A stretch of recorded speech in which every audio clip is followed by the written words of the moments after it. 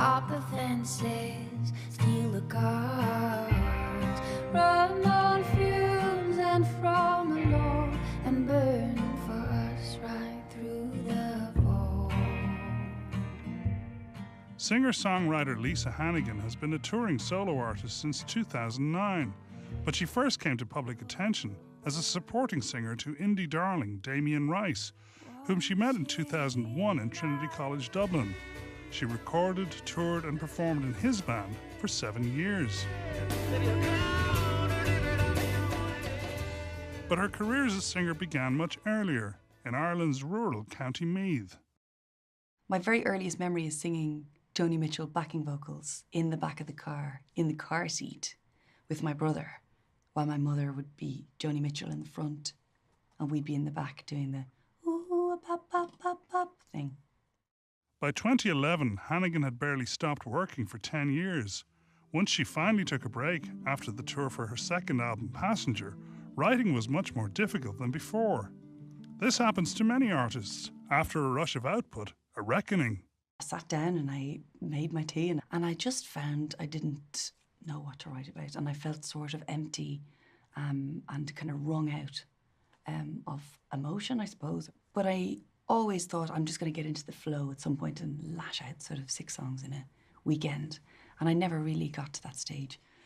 But I asked everyone that I knew, all of the artistic, creative people that I knew, what to do in this situation, and everyone had been through it at some point. The blank page. Yeah, and, you know, everyone just said, you just have to keep ploughing on and try and read great things and read good poetry and try and fill yourself up as much as possible so that you do have some kind of well to draw from. We, the drought, hold a hollow hearted ground till we swallow ourselves down again.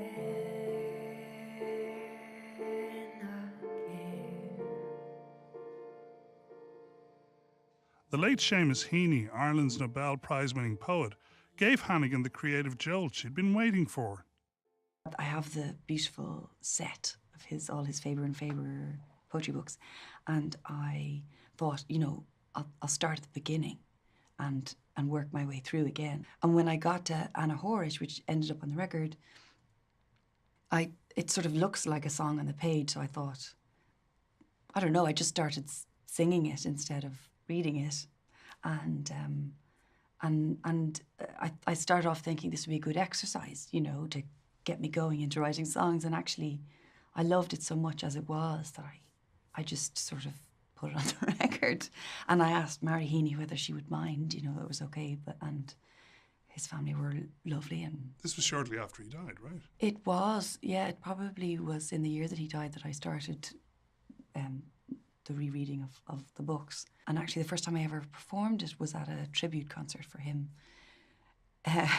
where Paul Simon was also there. His dressing room was sort of down the corridor, and I would sort of creep by it excitedly during the day.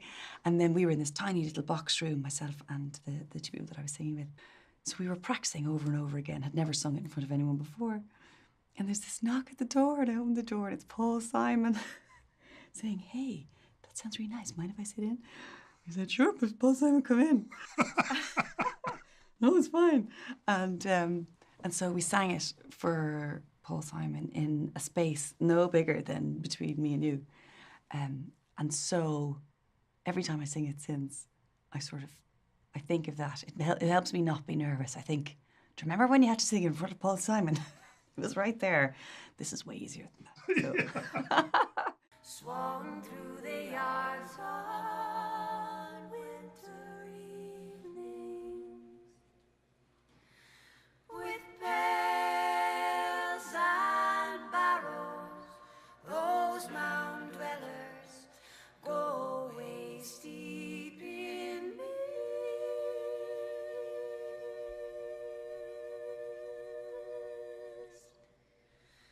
To break the light eyes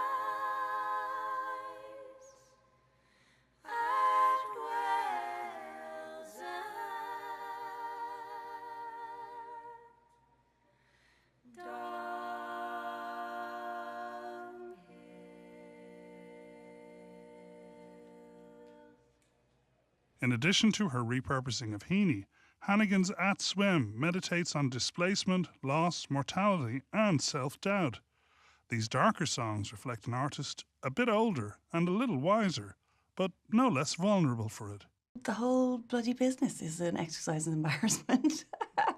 Yeah, it's really embarrassing. The whole thing is people looking up her skirt. To use that Dublin phrase. But yeah, I do find it all very exposing and unnerving. And when you first play a song for somebody, there is that sense of scarlet, sheer internal sunburn. But, it sort of fades the more you play it, I find. Heading from city to sea, one facing east, one looking westerly. We would never be here again. Watching the snow falling down, watching the city lose color and sound, and we were sunk like treasure, sunk like treasure, sunk like treasure, sunk like treasure.